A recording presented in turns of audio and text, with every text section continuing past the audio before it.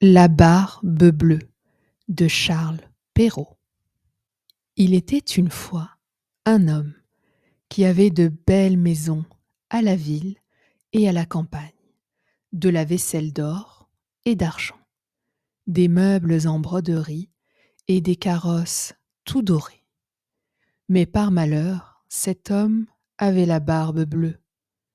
Cela le rendait si laid et si terrible qu'il n'était ni femme ni fille qui ne s'enfuit de devant lui. Une de ses voisines, dame de qualité, avait 2 filles parfaitement belles. Il lui en demanda une en mariage et lui laissa le choix de celle qu'elle voudrait lui donner. Elle n'en voulait point toutes 2 et se le renvoyait l'une à l'autre, ne pouvant se résoudre à prendre un homme qui eût la barbe bleue. Ce qui les dégoûtait encore, c'est qu'il avait déjà épousé plusieurs femmes et qu'on ne savait ce que ces femmes étaient devenues. La barbe bleue, pour faire connaissance, les mena avec leur mère et 3 ou 4 de leurs meilleurs amis et quelques jeunes gens du voisinage à l'une de ces maisons de campagne où on demeura 8 jours entiers. Ce n'était que promenades, que parties de chasse et de pêche, que danses et festins, que collations. On ne dormait point, et on passait toute la nuit à se faire des malices les uns aux autres. Enfin, tout alla si bien que la cadette commença à trouver que le maître du logis n'avait plus la barbe si bleue, et que c'était un fort honnête homme.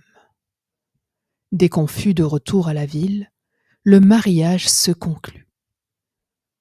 Au bout d'1 mois, la barbe bleue dit à sa femme qu'il était obligé de faire un voyage en province, de 6 semaines au moins, pour une affaire de conséquence, qu'il la priait de se bien divertir pendant son absence, qu'elle fit venir ses bonnes amies, qu'elle les menât à la campagne si elle voulait, que partout elle fit bonne chère. « Voilà, lui dit-il, les clés des 2 grands garde-meubles. Voilà celle de la vaisselle d'or et d'argent, qui ne sert pas tous les jours. Voilà celle de mes coffres forts, où est mon or et mon argent. Celle des cassettes, où sont mes pierreries. Et voilà le passe-partout de tous les appartements. Pour cette petite clé-ci, c'est la clé du cabinet au bout de la grande galerie de l'appartement bas. Ouvrez tout, allez partout. Mais pour ce petit cabinet, je vous défends d'y entrer. Je vous le défends de telle sorte que s'il vous arrive de l'ouvrir, il n'y a rien que vous ne deviez attendre de ma colère. » Elle promit d'observer exactement tout ce qui lui venait d'être ordonné. Et lui, après l'avoir embrassée, il monte dans son carrosse et part pour son voyage. Les voisines et les bonnes amies n'attendirent pas qu'on les envoyât quérir pour aller chez la jeune mariée, tant elles avaient d'impatience de voir toutes les richesses de sa maison, n'ayant osé y venir pendant que le mari y était, à cause de sa barbe bleue qui leur faisait peur.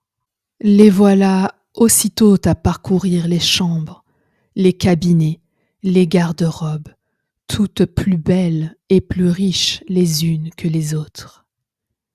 Elles montèrent ensuite au garde-meubles, où elles ne pouvaient assez admirer le nombre et la beauté des tapisseries, des lits, des sofas, des cabinets, des guéridons, des tables et des miroirs, où l'on se voyait depuis les pieds jusqu'à la tête, et dont les bordures, les unes de glace, les autres d'argent et de vermeil doré, étaient les plus belles et les plus magnifiques qu'on eût jamais vues.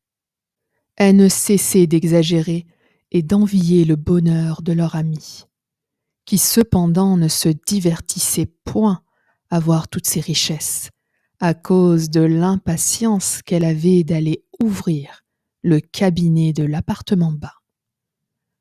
Elle fut si pressée de sa curiosité que sans considérer qu'il était malhonnête de quitter sa compagnie, elle y descendit par un petit escalier dérobé, et avec tant de précipitation qu'elle pensa se rompre le cou 2 ou 3 fois.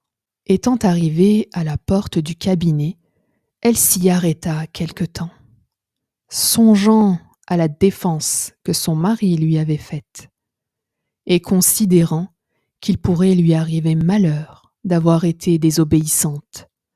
Mais la tentation était si forte qu'elle ne put la surmonter. Elle prit donc la petite clé et ouvrit en tremblant la porte du cabinet. D'abord, elle ne vit rien, parce que les fenêtres étaient fermées. Après quelques moments, elle commença à voir que le plancher était tout couvert de sang caillé, et que dans ce sang se miraient les corps de plusieurs femmes mortes et attachées le long des murs. C'étaient toutes les femmes que la Barbe-Bleue avait épousées et qu'il avait égorgées l'une après l'autre. Elle pensa mourir de peur, et la clé du cabinet qu'elle venait de retirer de la serrure lui tomba de la main. Après avoir un peu repris ses esprits, elle ramassa la clé, referma la porte et monta à sa chambre pour se remettre un peu. Mais elle n'en pouvait venir à bout, tant elle était émue. Ayant remarqué que la clé du cabinet était tachée de sang, elle l'essuya 2 ou 3 fois, mais le sang ne s'en allait point. Elle eut beau la laver et même la frotter avec du sablon et avec du grès, il y demeura toujours du sang, car la clé était faite, et il n'y avait pas moyen de la nettoyer tout à fait. Quand on ôtait le sang d'un côté, il revenait de l'autre. La Barbe-Bleue revint de son voyage dès le soir même, et dit qu'il avait reçu des lettres dans le chemin, qui lui avaient appris que l'affaire pour laquelle il était parti venait d'être terminée à son avantage. Sa femme fit tout ce qu'elle put pour lui témoigner qu'elle était ravie de son prompt retour.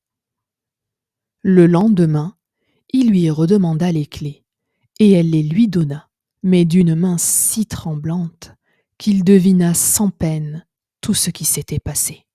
« D'où vient, lui dit-il, que la clé du cabinet n'est point avec les autres ? » « Il faut, dit-elle, que je l'ai laissée là-haut sur ma table. »« Ne manquez pas, dit la Barbe-Bleue, de me la donner tantôt. » Après plusieurs remises, il fallut apporter la clé.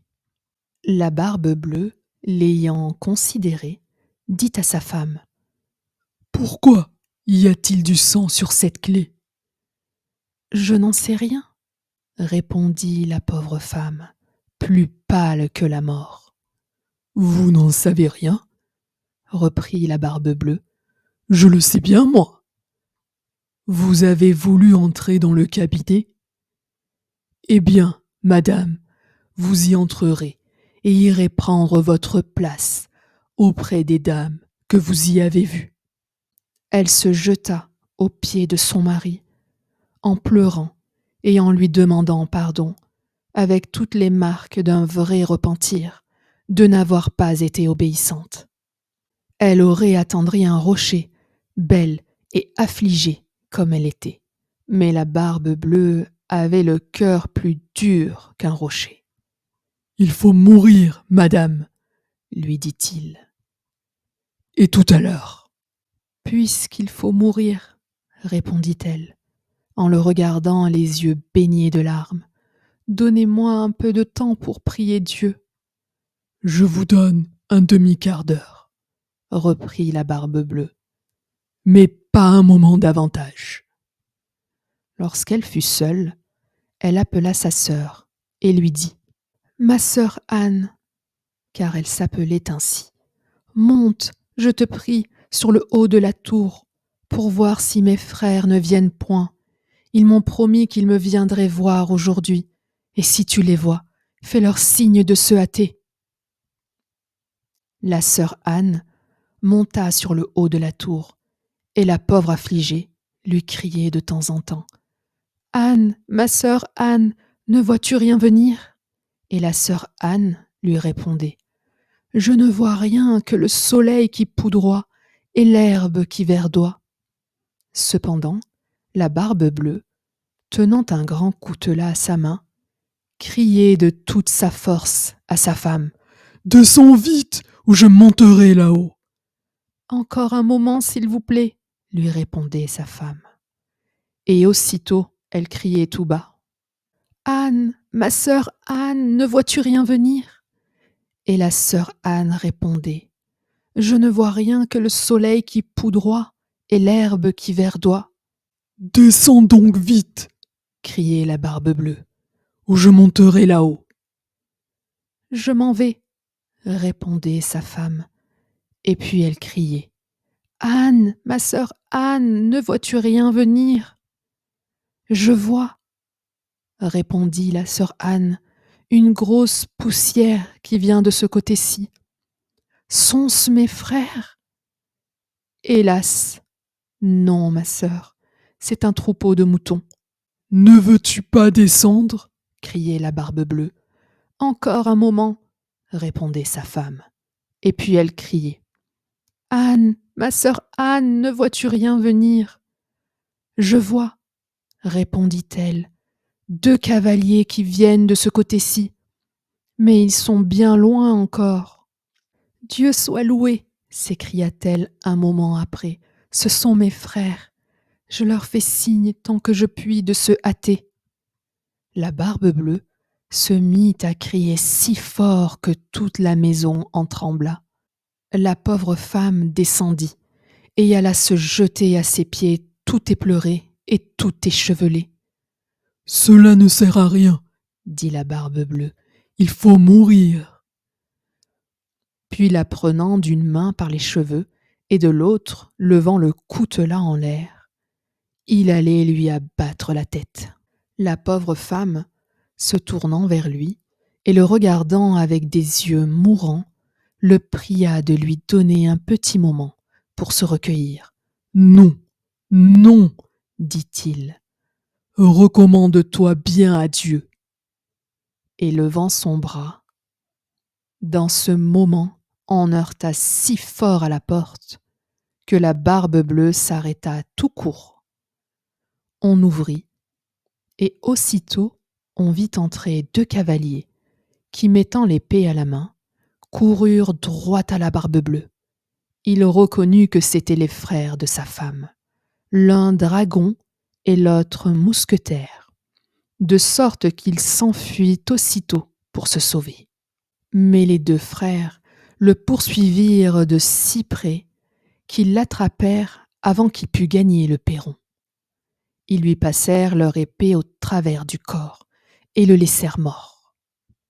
La pauvre femme était presque aussi morte que son mari et n'avait pas la force de se lever pour embrasser ses frères. Il se trouva que la Barbe-Bleue n'avait point d'héritier et qu'ainsi sa femme demeura maîtresse de tous ses biens. Elle en employa une partie à marier sa sœur Anne avec un jeune gentilhomme dont elle était aimée depuis longtemps. Une autre partie à acheter des charges de capitaine à ses 2 frères, et le reste à se marier elle-même à un fort honnête homme, qui lui fit oublier le mauvais temps qu'elle avait passé avec la Barbe-Bleue. Moralité de l'histoire. Pour peu qu'on ait l'esprit sensé et que du monde on sache le grimoire, on voit bientôt que cette histoire est un conte du temps passé.